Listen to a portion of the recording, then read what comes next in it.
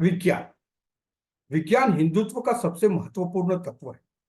प्राचीन भारतीय सभ्यता और संस्कृति पर हुए संशोधनों के उपरांत आज यह सिद्ध हो गया है कि प्राचीन काल में भारत ने गणित, खगोल शास्त्र, भौतिक शास्त्र, रसायन शास्त्र, वैदिक शास्त्र, स्थापत्य शास्त्र तथा अनेक विषयों में बहुत प्रगति की थी।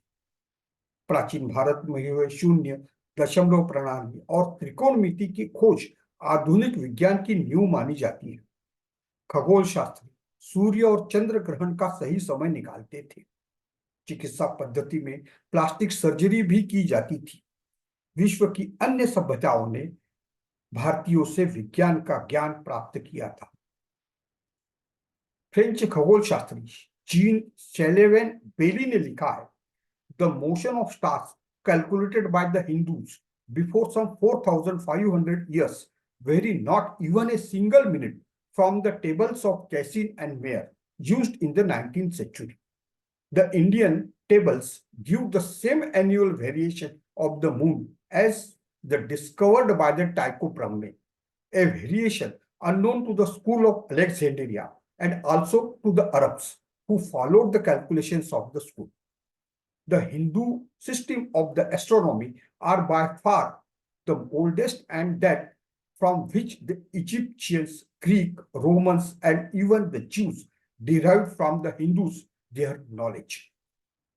अर्थात हिंदुओं ने लगभग 4500 वर्ष पूर्व जो ग्रहों की गति की गणना की थी, उसमें केसिन और मेयर 19वीं सदी में जिसका उपयोग होता था कि तालिकाओं से 1 मिनट का भी अंतर नहीं है।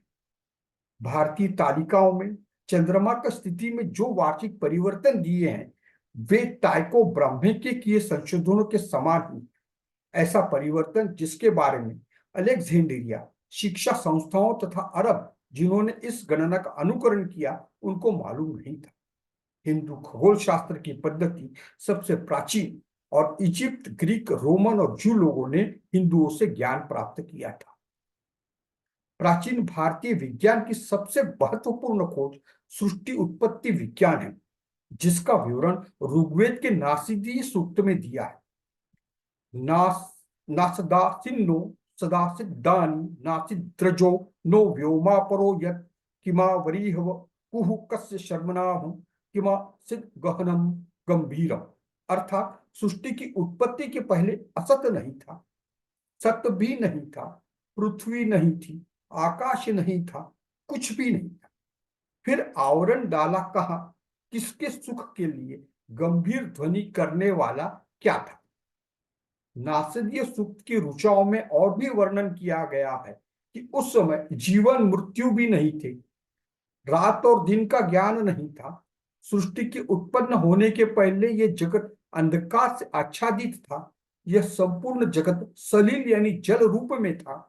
देवता भी इस प्रकार की सृष्टि उत्पन्न होने के बाद के है, अतः ये देवगण भी इससे पहले की बात के विषय में नहीं बता सकते। इसलिए कौन मनुष्य जानता है कि किस कारण यह सारा संसार उत्पन्न हुआ। सृष्टि उत्पत्ति विज्ञान। सृष्टि उत्पत्त होने के समय ऊर्जा से हिरण्यगर्भ यानी ग्रह पिंडों के विस्फोट से सृष्टि निर्माण की प्रक्रिया शुरू हुई। प्रथम अंधकारमय विवर तैयार हुआ, बाद में वायु का विस्तार हुआ, उसमें से तेजस यानी अग्नि तत्व निर्माण हुआ, तेजस से जल तत्व निर्माण हुआ, उसमें से सृष्टि का निर्माण हुआ। इस सृष्टि के साथ जड़ चेतन पृथ्वी का निर्माण हुआ। इस सत्य को ऋषियों ने अपने ज्ञान द्वारा खोजा था। महाविस्फोट या बिग बैंग सिद्धांत। विज्ञान के महाविस्फोट या बिग बैंग सिद्धांत के अनुसार ब्रह्मांड का जन्म एक महाविस्फोट के परिणाम स्वरूप हुआ। 12 से 14 अरब वर्ष पूर्व ब्रह्मांड एक परमाणिक इकाई के रूप में था। उस समय मानवीय समय और स्थान जैसी कोई वस्तु अस्तित्व में नहीं थी। महाविस्फोट के कारण अत्यधिक ऊर्जा का उत्सर्जन हुआ, जिसके प्रभाव से आज तक ब्रह्मांड फैलता ही जा रहा है। महाविस्फोट या बिग बैंग सिद्धांत और सृष्टि उत्पत्ति विज्ञान में समानता प्राचीन भारतीय विज्ञान की महानता का सबसे बड़ा प्रमाण है। उसी तरह भारतीयों में ऐसी मान्यता है कि 84 लक्ष योनि के बाद मानव जन्म मिलता है, जो डार्विन के उत्क्रांति सिद्धांत के समान। मानवीय शरीर पंच महाभूतों यानी पृथ्वी, आप, वायु, तेज, आकाश से बना है। आधुनिक विज्ञान भी मानता है कि सूर्य, हवा, पानी, ओजोन लेयर से बने पर्यावरण के कारण ही पृथ्वी पर सृष्टि है। भारतीय जीवन पद्धति में पर्यावरण सुरक्षा की अनेक वैज्ञानिक प्रथा परंपराएं प्रचलित है। इसके अलावा काल गणना, बंदरगाह, नौकानयन, विमान शास्त्र और नगर रचना यह प्राचीन भारत में विज्ञान की प्रगति के प्रमाण है। प्राचीन भारत में वैदिक गणित, ज्योतिष शास्त्र तथा पंचांग पर अनेक संशोधन हुए थे। वेदों, उपनिषदों तथा पुराणों पर हुए संशोधनों में अनेक वैज्ञानिक प्रमाण मिले। प्राचीन भारतीय वैज्ञानिक संशोधनों का विवरण प्रस्तुत है। ऋषि कालखंड, विषय ग्रंथ, वैज्ञानिक शोध। लगत 1350 ईसा पूर्व, ज्योतिष शास्त्र, वेदांग ज्योतिष।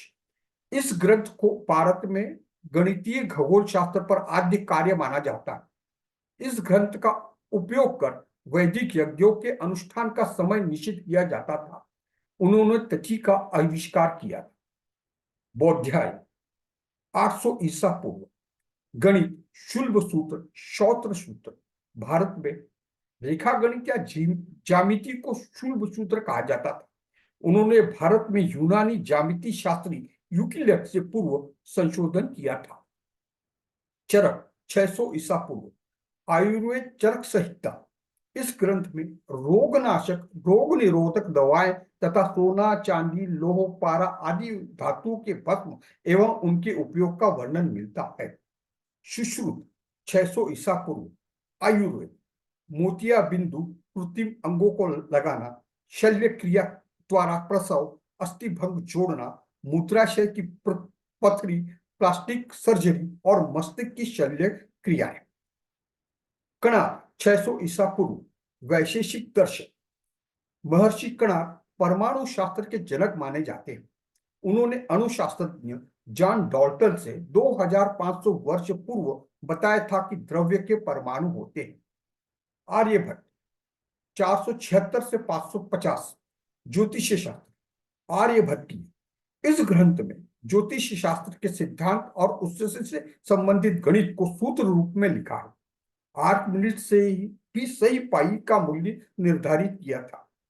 पृथ्वी अपने आस पर घूमती है, यह शोध कोपरनिकस से 1000 पूर्व लगाया था।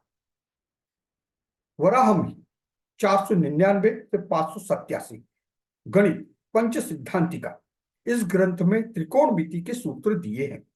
ब्रह्मगुप्त 598 से 668, गणित, ब्रह्मस्फुट सिद्धांत।